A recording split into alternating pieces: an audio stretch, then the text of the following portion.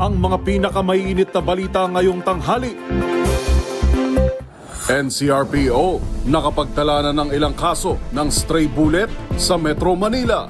Firecracker-related injuries umabot na sa 69. Nasa 30 pamilya nawala ng bahay sa sunog sa Tondo, Maynila nitong Pasko. Sa MBC TV correspondents, rider patay matapos sumalpok ang minamanehong motorsiklo sa railing sa Davao City. Sa MBC TV Sports, Abarientos, Thompson, pinangunahan ng Hinebra kontra Magnolia. At sa showbiz pattern, Sofronio Vasquez nagpabala laban sa nagpapanggap bilang kanyang manager. The Voice US champ uuwi sa Pinas sa susunod na taon.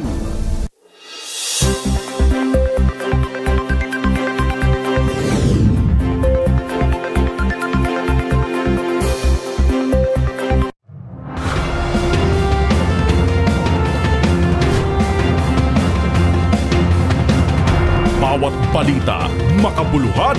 Bawat kwento, makapangyarihan. Boses ng Pilipino para sa Pilipino. Live mula sa MBC TV Studio. MBC TV Network News.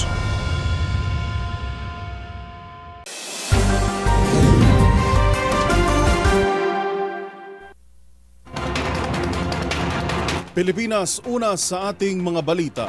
Isang araw lang matapos ang pagdiriwang ng Kapaskuhan, 2 kaso na agad ng ligaw na bala o stray bullet ang naitala ng National Capital Region Police Office. Ayon sa otoridad, isa rito ay nangyari pa sa isang bahay sa Parañaque at nakita ang bala ilang dangkal lamang ang layo mula sa higaan sa kanilang kwarto. Narito ang buong detalye sa ulat ni Kyle Bullias. Ilang araw bago matapos ang 2024, 2 insidente na ng stray bullet ang naitala ng NCRPO. Isa rito ay nangyari sa Santo Niño, Parañaque City na naganap nitong alas 2:35 ng madaling araw ng 23 ng Disyembre. Mahimbing na natutulog ang pamilya ni Engineer Ace Gutierrez kasama ang kanilang kasambahay nang biglang may bumagsak na bala sa kanilang kwarto. Ayon kay Gutierrez, nasa 1.5 dangkal lamang ang layo ng stray bullet mula sa hinihigaan ng kanilang kasambahay. Samantala, ayon naman kay NCRPO Chief Police Brigadier General Anthony Aberin, makikipag-ugnayan na sila sa Parañaque City Police kaugnay ng naturang insidente. Kung na proseso ang gagawin natin para i-check po yung islag na na-recover para baka posible pong may match na record po sa atin kung ito po ay galing sa baril ng isang legitimate gun holder. Okay. Or any law enforcement officer or any po na kawani po ng law enforcement agency po na legal po na nakahawak ng baril kasi yun po ang may mga record tayo. Oras namang mapatunayang may law enforcer na sangkot sa indiscriminate firing, masasampahan nito ng kasong administratibo at kasong kriminal. Samantala, bagamat wala pang kautusan sa buong hanay ng PNP na ibalik ang pagsaselyo o paglalagay ng masking tape sa kanilang mga baril ngayong bagong taon, ito ay ipatutupad na sa hanay ng mga pulis sa NCR. Ito anya ay para maiwasan ang indiscriminate firing sa selebrasyon ng bagong taon. Noong pagsalubong sa bagong taon nitong 2024, may naitalang 2 tinamaan ng ligaw na bala kung saan isa ang namatay. Para sa MBC TV Network News, ito si Kyle Bullias ng DZRH. Una sa Pilipinas, una sa Pilipino.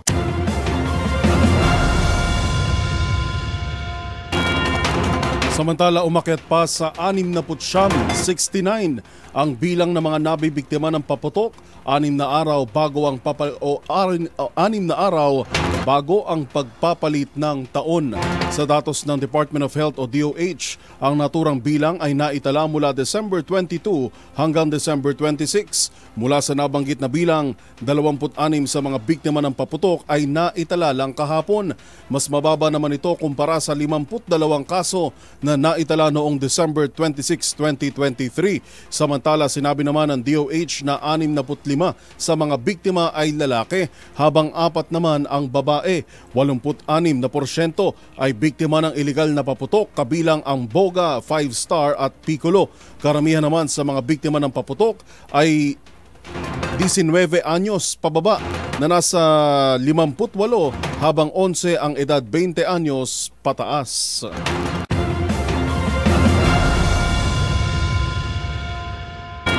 Kasabay ng pagdiriwang ng Kapaskuhan, hindi pa rin naiwasan ng madisgrasya sa kalsada.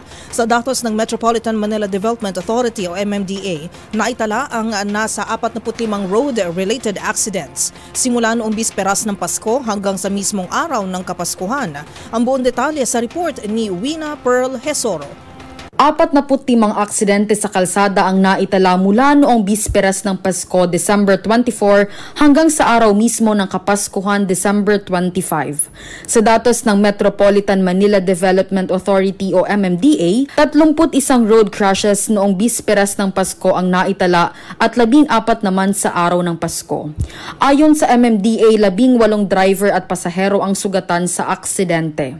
Naitala rin ang side sweeping, multiple collisions at self-accidents habang 3 motorsiklo ang sangkot sa hit and run sa Quezon City.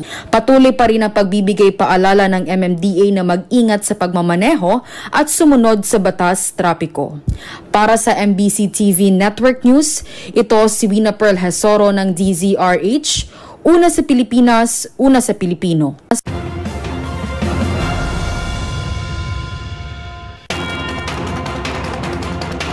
Samantala, ang dapat sanang masayang pagdiriwang ng Pasko ay nauwi sa panlulumo ng higit sa 30 mga pamilya sa Tondo, Maynila. Ito'y matapos na masunog ang kanilang mga bahay pasado alas 9 kahapon dulot umano ng iligal na koneksyon ng kuryente sa nasabing residential area. Narito ang ulat ni Boy Gonzales. Malungkot ang pagdiriwang ng Pasko ng higit sa 30 pamilya matapos masunog ang kanilang bahay sa Pilapil Street, Tondo, Maynila kagabi, December 25. Ayon sa Bureau of Fire Protection Manila, nagsimula ang sunog sa isang residential area pasado alas 9 kagabi. Agad itong inilagay sa unang alarma. Ayon kay Gina Minguez, kabilang sa mga nasunugan, nagsimula umano ang sunog sa kanilang kapitbahay hanggang sa nadamay ang buong 5 palapag na bahay. Illegal connection umano ng kuryente ng kanilang kapitbahay ang posibleng dahilan ng pagsiklab ng apoy. Buong angkan anya ng pamilya Minguez ang nawala ng tirahan kung kaya't pasamantalang natulog sila sa labas ng isang barangay hall. Wala namang naiulat na nasaktan o nasugatan sa mga residente at naapula ang sunog makalipas ang 1 oras. Para sa MBC TV Network News, ito si Boy Gonzales, una sa Pilipinas, una sa Pilipino.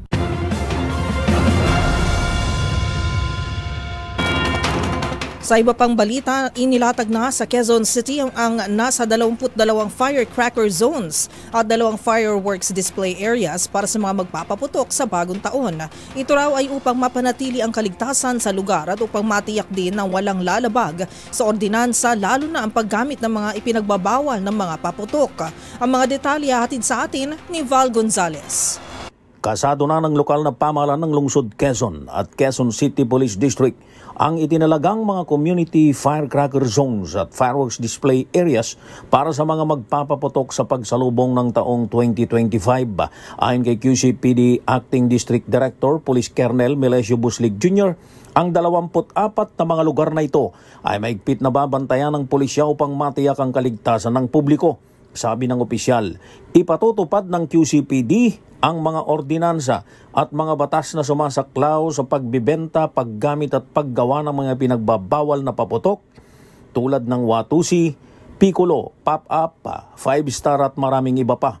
At para aniya matiyak na mababantayan ng ang lungsod ay nagtalaga na ng 1,200 personnel at 2,203 force multipliers ang QCPD para maipatupad ang mga umiiral na mga batas na may kinalaman sa paputok. Batay sa inaprobahang 2 ordinansa sa QC, papatawan ng multang mula 1,000 hanggang 5,000 piso at may kaakibat na pagkakakulong ng hanggang 1 taon ang sinumang lalabag. Dahil dito'y hinihikayat ni Colonel Buslig ang mga residente ng pinakamalaking lungsod sa Metro Manila na gumamit na lamang ng mga alternatibong pampaingay gaya ng turotot, tambol, takip ng kaldero at iba pa para salubungin ang bagong taon.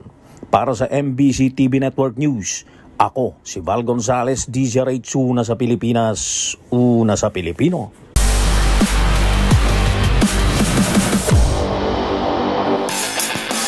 Sa mundo ng basketball, isang masayang Christmas treat ang inihandog ng Barangay Ginebra sa kanilang fans kagabi. Muli kasi nitong ipinamalas ang Never Say Die spirit matapos manalo kontra Magnolia sa isang Manila Clasico game. Ang mga detalye tinutukan ni Matchpoint Mili Borja. Isang game-winning 3-point shot mula kay Scottie Thompson ang nagsalba sa Barangay Ginebra para makuha ang panalo kontra Magnolia kagabi, araw ng Pasko. Isang intense Manila Clasico ang natunghayan ng PBA fans matapos ang come-from-behind victory ng Jing Kings with 95-92 final score sa Smart Araneta Coliseum. Hawak pa ng Magnolia ang kalamangan sa unang 3 quarter. Sa halftime, nakapagtala ng 55-41 lead ang Hotshots na tuluyan pang napalobos sa 22-point advantage sa huling 3 minuto ng third quarter. Pero matapos matamasa ang biggest lead sa laro, dito na nabuhay ang Never Say Die spirit ng Ginebra nang magpakawala ng tray si Justin Brownlee at 3 magkakasunod na triples si RJ Abarientos to end the frame at 78-67. Sa simula ng final period, lamang pa ang Magnolia at 82-72. Hanggang sa muling nagpakawala ng 3 si Abarientos, isama pa ang 3 free throws mula sa Mark Baroka foul para matapayasan sa 4 ang lamang. With 22 seconds remaining, tied na ang score at 92 all. At dito na ibinigay ni Thompson ang game-winning triple. Nakapagtala si Abarientos ng 20 points habang 28 markers, 7 rebounds and 5 assists naman mula kay Brownlee. Dahil sa panalong ito, umangat na sa 4-2 ang standing ng Ginebra habang bumaba naman sa 2-5 ang Magnolia.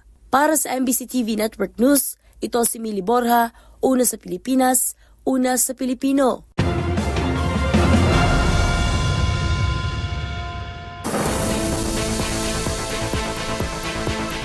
Ilan pa sa mga balitang dapat nyong abangan.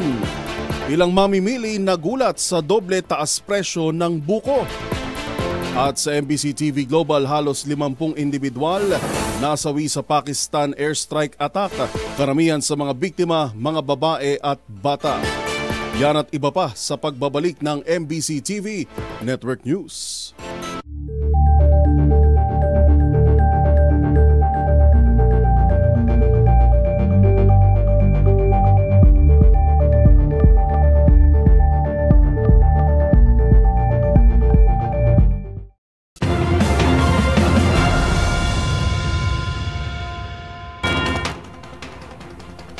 Sa pagpapatuloy ng ating balitaan, kasabay ng sunod-sunod na handaan ng masasarap na pagkain bilang panghanda, gulat naman ang naramdaman ng ilang mamimili dahil sa pagtaas ng presyo ng buko sa pamilihan. Nagbabalik si Val Gonzales. Dahil sa konsepto ng economics na law of supply and demand, ay umabot na sa 60 pesos ang presyo ng kada isang piraso ng buko. Sa isang malaking tindahan ng buko sa Teodoro Hineri Street, Camuning, Quezon City, ay malabo nang darating ang supply ng buko para ngayong New Year. Ang buko na ginagawang salad ang isa sa mga inihahanda ng mga Pinoy sa pagsalubong ng bagong taon. Ayon kay Anthony Oliva, ang tindero ng buko, walang maibagsak na buko ang supplier nila na galing ng Quezon Province.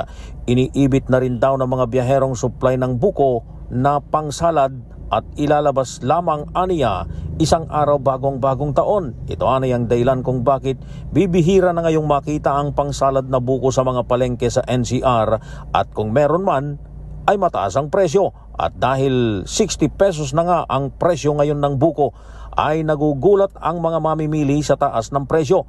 Inabutan ng DC Rice News sa tindahan ng buko si Mang Arellano na nagulat sa 60 pesos na presyohan ng buko. Nagulat ako ngayon, bumili ako ng buko. Kasi nung bumili ako ng September, 35 lang. 35. Tapos ngayon, tinanong ko kay kuya, sabi niya 60, kaya bumalik muna ako sa bahay. Dinagdagan ko yung pera ko. Kaya nakakagulat po talaga, sobrang taas. Yun po. Halos ay nadoble. Halos po, nadoble. Para sa MBC TV Network News, ako si Val Gonzales, DZRH, una sa Pilipinas, una sa Pilipino.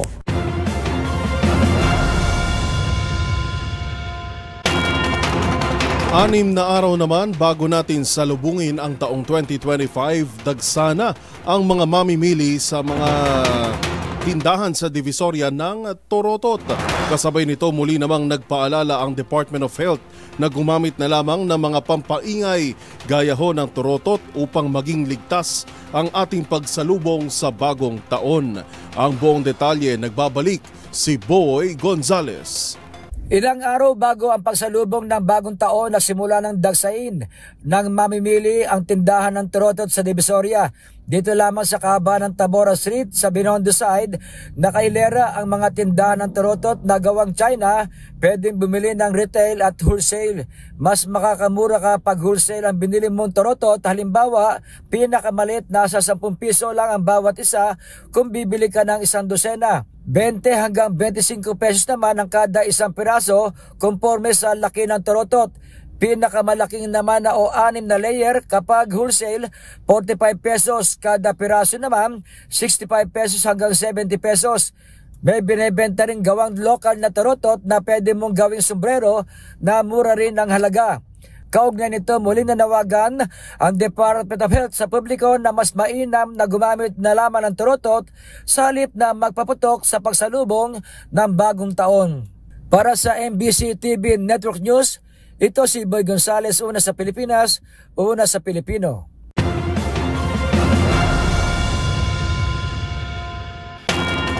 Bukod naman kay Senate President Pro Tempore Jinggoy Estrada at Senator Amy Marcos, malugod ring inimbitahan ni Pangulong Bongbong Marcos ang publiko na suportahan ang Metro Manila Film Festival o MMFF ngayong taon.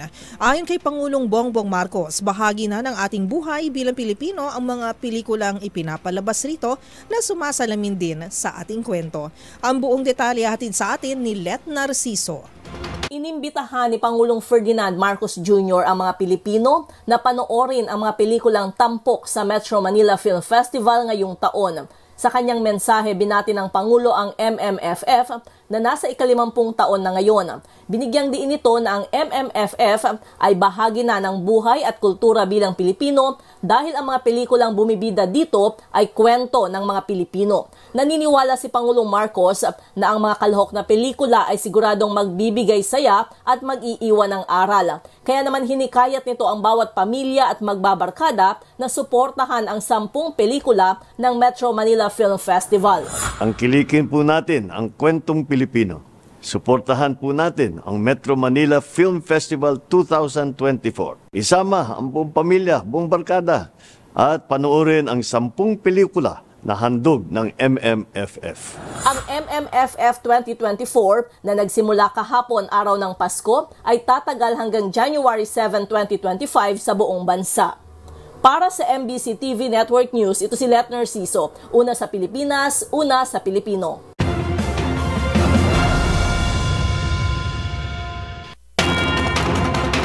Upang matiyak naman na hindi na mauulit pa ang mga kaso ng pang-aabuso at karahasan sa bansa, 5 bills ang isinusulong ng Quad Committee upang mapagtibay at maisaayos ang mga batas sa pagsukpo sa iligal na pogo, extrajudicial killings at maging sa talamak na pamimeke ng mga dokumento. Narito ang buong detalye sa ulat ni Milky Rigunan. Umaabot sa 30 proposed amendments ang panukala ng Quadcom para mapalakas ang mga umiiral na batas at matiyak na hindi na maulit pa ang mga pang-aabuso at karahasan.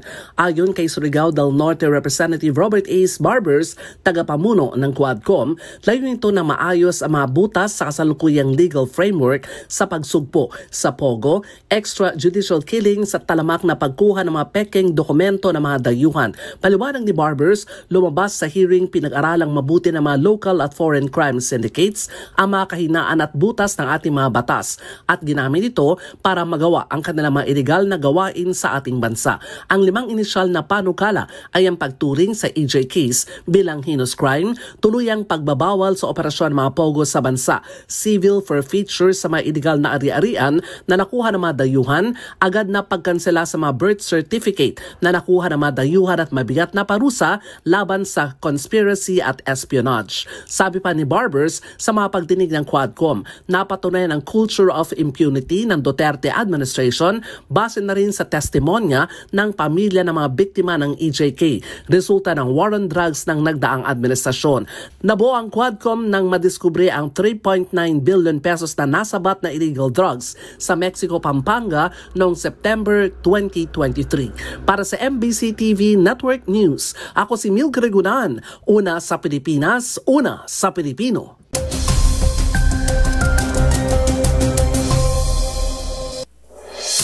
Para sa ating ulat panahon ngayong araw ng Huwebes, pansamantalang nawala ang epekto ng shear line kasunod ng bahagyang paghina ng bugso ng hanging amihan mula sa Hilaga.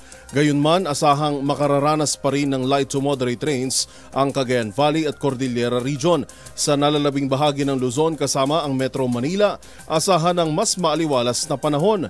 Samantala, makararanas ng heavy to intense na pag-ulan ang buong Mindanao at Palawan. Bunsod naman ng Intertropical Convergence Zone o ITCZ at tinatayang iiral ito hanggang sa darating na weekend. Babala pa ng Pag-asa, muling lalakas bukas ang amihan at shear line na siyang muling magpapaulan sa Southern Luzon hanggang sa mga susunod na araw.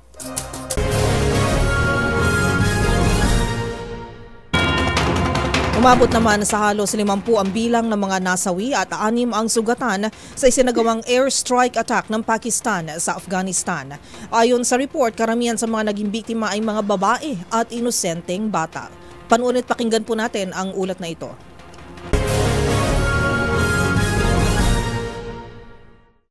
Balita mula sa Afghanistan, aabot sa halos 50 ang bilang ng mga nasawi habang 6 naman ang sugatan sa isinagawang airstrike attack ng Pakistan kung saan karamihan sa mga nadamay ay mga babae at inosenteng bata.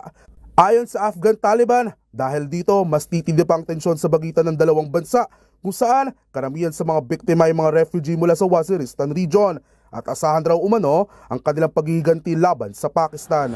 Mula naman sa Syria, patay ang 14 na Interior Ministry personnel at 10 naman ang sugatan sa isinagawang ambush attack ng mga umano'y loyalist ni ousted Syrian President Bashar al-Assad. Ayon sa report, nakatakdasan ng arestuhin ng mga otoridad ang isang dating opisyal na may kaugnayan kay al-Assad na mangyari ang nasabing pang-aambush. Samantala, sinentro naman ni Pope Francis ang kanyang mensahe kahapon araw ng Pasko. Natapusin na ang giyera sa pagitan ng Russia at Ukraine, gayon din sa iba pang nagpapatuloy na digmaan. Nanawagan ng Santo Papa na simulan na ang negosasyon sa magkabilang panig at gayon din ang pag-imasok na iba pang mga bansa upang hindi na lumala pa ang mga pinsalang dulot ng giyera. Sa iba pang balita, patay naman ang 38 katao sakay ng isang Embraer passenger jet kahapon matapos mag-crash sa lungsod ng Aktao sa Kazakhstan. Mula sa bansang Azerbaijan na nasabing airline, napatungo sana ng Russia nang biglang nagkaroon umano ng bird strike na naging sanhi ng aksidente. Ngunit hindi pa rin ito kinukumpirma ng mga otoridad. Umabot naman sa 29 ang bilang ng mga sugatan na kasalukuyang nagpapagaling sa ospital. At iyan naman nakalap naming balita mula sa iba't ibang panig ng mundo. Para sa MBC TV Network News, ito si James Galange, una sa Pilipinas, una sa Pilipino.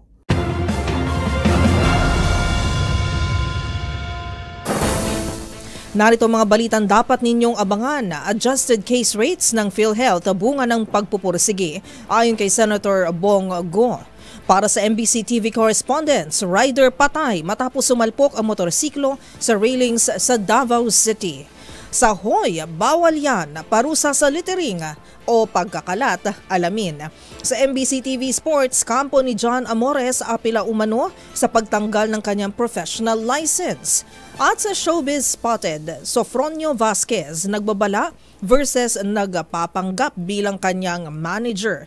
The Voice US champ uuwi sa Pinas next year. Lahat ng yan sa pagbabalik ng MBC TV Network News.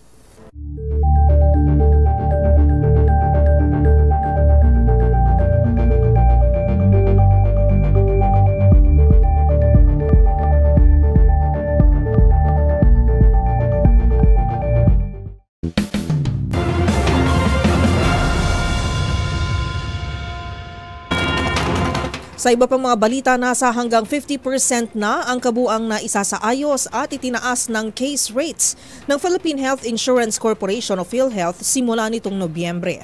Ayon kay Senator Bongo, bunga umano ito ng walang pagod na pangungulit ng ilang grupo at individual sa reforma upang maitaas ang benepisyong makukuha sa ahensya. Narito ang buong report ni Raymond Dadpaas. Nakatulong ng malaki ang pagpupursigi ng iba't ibang individual at grupo para sa mga pagbabago ng ipinatutupad ng Philippine Health Insurance Corporation o PhilHealth. Ito ang paniniwala ni Senador Christopher Bongo bilang chairman ng Senate Committee on Health. Kasunod ng report ng pamuno ng PhilHealth na itinaas na ang mga case rates. Ayon kay Go, resulta ito ng kanilang ipinursigin na mga reforma sa PhilHealth. Kabilang na ang malaking pagsasayos sa mga rate ng kaso na tumaas ng hanggang 50% sa kabuuan simula noong November 30. Layunin nitong mabawasan ang pasaning pinansyal ng mga miyembro ng PhilHealth lalo ng ating mga mahirap na mga kababayan. Iginiit ni Go na ang kanyang walang sawang krusada sa mga reforma sa kalusugan at sa tulong din ng ibang health advocates ay unti-unting may mga pagbabago sa serbisyo sa kalusugan. Dahil sa hirap ng buhay ngayon, kailangan siguraduhin na abot kamay ang serbisyong pangkalusugan para sa bawat Pilipino.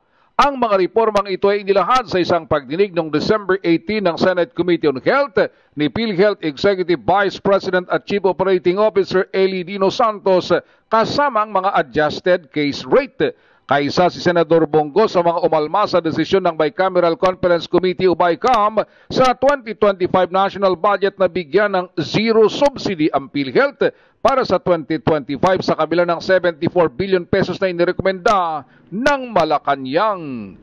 Para sa MBC TV Network News, ito si Raymond Dadpaas ng DZRH, una sa Pilipinas, una sa Pilipino.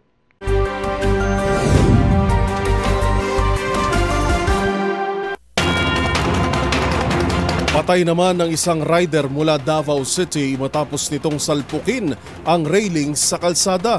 Sa investigasyon, lumabas na hindi napansin ng rider ang railings habang binabaybay ang kalsada at bumangga rito.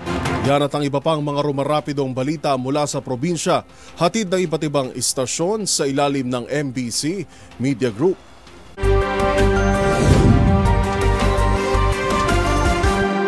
Balita mula sa Davao City. Patay ang isang driver na motorsiklo matapos bumangga ang binamanihong motorsiklo sa railings ng kalsada sa Purok 3, Alambre, Turil, Davao City, pasado 1:00 ng madaling araw, Disyembre 26, 2024. Ang biktima na kilalang si alias Nolasco, 56 anyos, nakatira sa Purok 2, Alambre, Turil, Davao City. Batay sa police report, ang biktima ay galing sa Barangay Lubugan patungong Barangay Kamansi. Habang binabaybay niya ang kalsada sa sabing lugar, hindi niya namalayan ang railing nakaharang sa daan kaya siya bumangga. Dahil sa lakas ng impact, tumilapon ang biktima sa simentadong kalsada at nagtamo ng maraming pasa at sugat sa katawan. Rumispondi naman ang Central 911 paramedics at sinubukang iligtas ng biktima, ngunit idineklara ng attending physician na patay na ang biktima. Para sa MBC TV Network News, ito si June Suter, una sa Pilipinas, una sa Pilipino. Ipinaaresto ng isang negosyante na si Jeffrey Sandoval, 33 anyos ng Barangay Anulid, Mangaldan, ang kanyang sales representative ni si Joen Karunungan, 24 anyos dalaga at residente ng Barangay Libsong, Islingayen, matapos mabigo ang suspek na mag-remit ng higit 400,000 pisong halaga ng panindang beef ng biktima. Sa ulat ni Lingayenua, si Chief of Police Lieutenant Colonel Amormio Sumini dumulog sa kanilang himpilan ng biktima at inireklamo ang hindi pagre-remit ng halagang 19,663 pesos na pinagbintahan ng beef mula December 21 hanggang December 24 at nang rebisahin ang mga stock at resibo dito na tuklasan na mula June hanggang December 24 ngayong taon ay umabot sa 402,177 pesos ang nabintang beef ang hindi na-remit ng suspect, kaya't ipinaaresto ito at naharap ngayon sa kasong qualified theft. Para sa MBC TV Network News, ito si Freddy Fajardo, Aris 38, una sa Pilipinas, una sa Pilipino. Naka-alerto naman at nakabantay ang PNP at EFP sa lalawigan ng Northern Samar sa anibersaryo ng CPP-NPA ngayong araw. Una nang sinabi ng pamunuan ng Northern Samar Police Provincial Office na maliban sa pagbabantay sa pagdiriwang ng Kapaskuhan, ang pagbabantay rin sa posibleng paglulunsad ng aktibidad ng NPA sa kanilang anibersaryo. Bagamat naniniwala ang EFP na malabo nang makapag-organisa ng malaking pagpupulong, ang New People's Army dahil sa kakulangan ng kanilang pwersa ay patuloy pa rin ang tropa ng gobyerno sa pagbabantay. Naniniwala naman ang Philippine Army sa Eastern Visayas na hindi na makakapaglunsad pa ang New People's Army ng mga major attacks sa kanilang founding anniversary dahil sa malaking kabawasan ng kanilang pwersa ngayong taon. Ito na ay ka-56 years na anibersaryo ng CPP-NPA-NDF. Mula sa NBC Network News, RH34 Jane Galit Bantayan, una sa Pilipinas, una sa Pilipino. Humingi ng paumanhin at nagpaabot ng simpatiya ang Philippine National Police dahil sa insidente ng pamamaril ng suspect na isang miyembro ng 604th PNP Regional Mobile Force Company sa mag-ama na ikinasawi ng anak at sugatan ng ama sa Barangay Canusa, bayan ng Pulupandan, Negros Occidental. Ipinasiguro ni Police Major Judicis Catalugo, spokesperson ng Negros Occidental Police Provincial Office, na gagawin na patas ang investigasyon upang maserbi ang hustisya sa mga biktima. Ang suspect na si Corporal Armin Alanza ang posible maharap sa kasong kriminal at administratibo na detinado sa ngayon sa Pulupandan PNP Station. Para sa MBC TV Network News, ito si Rex Cantong, una sa Pilipinas, una sa Pilipino.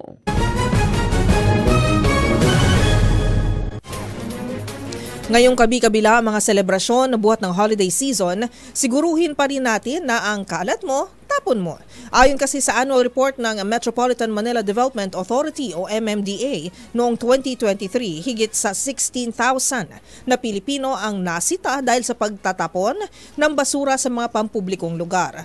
Ngayong patapos na ang taong 2024, mahalagang paalala na ipinagbabawal sa isang memorandum ng MMDA ang littering o pagtapon ng basura sa mga daan. Ano nga ba ang karampatang parusa para sa mga mahuhuli na lumabag dito? Alamin sa report na ito. Araw-araw mong makikita sa Kamaynilaan ang nagkalat na mga basura sa daan at wala sa tamang tapunan. Mga papel, plastik, natirang sigarilyo o pinagbalatan ng pagkain ang madalas nagkalat dito. O kung hindi man, nakabalandra naman ang mga ihi, dura o minsan ay mga dumi pa. Ang mga ganitong sitwasyon sa daan ay ipinagbabawal ayon sa MMDA Regulation No. 96009 o ang Anti-Littering Law ng Metro Manila Council. Simple lamang ang isinasaad nito na ipinagbabawal ang hindi tamang pagtatapon ng basura, pag-ihi o pagdumi at pagdura sa mga pampublikong espasyo. Kasama rin dito ang pagbabawal sa maduduming harapan at paligid ng mga establishmento, madudumi o walang basurahan ng mga public utilities, at iligal na paglalagay ng mga signage, poster at mga print ad. Ang mga mahuhuling lalabag dito ay maaaring pagmultahin ng 500 hanggang 1,000 piso o maaari rin silang mag-render ng community service ng 8 oras sa isang araw hanggang 16 na oras sa 2 araw. Kaya kung mayroon pa kayong nakitang ipinagbabawal na akto o kaya naman ay mayroon kayong reklamo, itag nyo kami sa DZRH. Hoy! Bawal yan!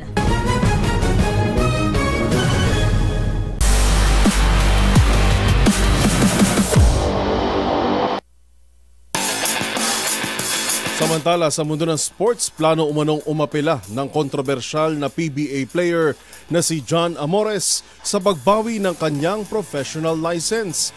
Yan mismo ang kumpirmasyon ni PBA Commissioner Willie Marshall matapos makausap ang manlalaro. Ang mga detalye tutukan sa report ni Matchpoint Millie Borja. Ilang araw matapos ang desisyon ng Games and Amusement Board na bawiin ang lisensya ng PBA player na si John Amores, inanunsyo mismo ng Commissioner ng Liga na si Willie Marshall ang plano nito na umapila sa GAB. Magugunitang tinanggal ng GAB ang professional license ni Amores dahil sa pagkakasangkot nito sa isang shooting incident sa Lumban, Laguna. Naharap sa kasong attempted homicide ang manlalaro pero nakapagpiansa rin kasama ang kapatid nito. Ayon kay Marshall, nakausap nito si Amores matapos matanggap ang desisyon ng GAB. Sinabi umano sa kanya mismo ng manlalaro ang balak nitong umapila sa naturang desisyon. Pagdating naman daw sa PBA, siniguro ni Marshall na magko-comply ang liga dahil nasa ilalim sila ng probisyon ng GAB. Bago ma-revoke ang lisensya, magugunitang nasa 1 conference ban without pay si Amores. At dahil sa pagbawi ng pro license, pinagbabawalan na itong maglaro sa kahit anong pro league. At yan ang mga latest updates sa mundo ng sports. Para sa MBC TV Network News, ito si Mili Borja, una sa Pilipinas, una sa Pilipino.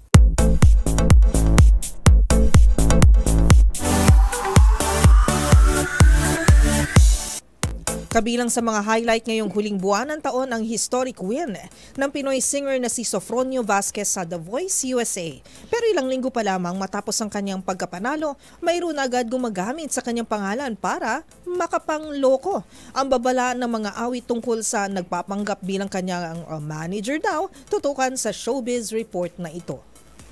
Nagbabala sa publiko si Sofronio Vasquez tungkol sa isang individual na nagpapanggap online bilang kanya raw private manager. Sa Instagram, inilabas ng kauna-unahang Pinoy at Asyanong itinanghal na Grand Champion sa The Voice USA ang larawan at screenshot ng ipinapadalang mensahe ng nagngangalang Myong. Dito, nakasaad na siya raw ang private manager ng 32-year-old singer at ito raw ang nag-utos sa kanya na mag-message dahil wala niyang private FB account si Sofronio. Paglilinaw naman ng The Voice Season 26 champ, wala siyang kakilalang Myong. Kasunod niya, nakiusap ito sa followers na i-report ang sino mang gagawa ng ganitong pang-scam. Samantala, matapos naman ang kanyang historic win sa naturang singing competition sa Amerika, nakatakda raw umuwi sa bansa next year ang mga awit na tubong Ozami City. Ayon kay Sofronio, nagkaroon na ng slight confirmation ang kanyang pag-uwi sa January 5. Nais-ana nitong personal na pasalamatan ng mga kababayang sumuporta sa kanyang The Voice journey at syempre upang makapag-celebrate kasama ang kanyang pamilya at mga kaibigan. Pero bukod pa riyan, looking forward din daw ito sa posibilidad na magtungo sa Malacanang para mag-courtesy call kay Pangulong Bongbong Marcos. Para sa MBC TV Network News, ito po ang Showbiz Angel, una sa Pilipinas, una sa Pilipino.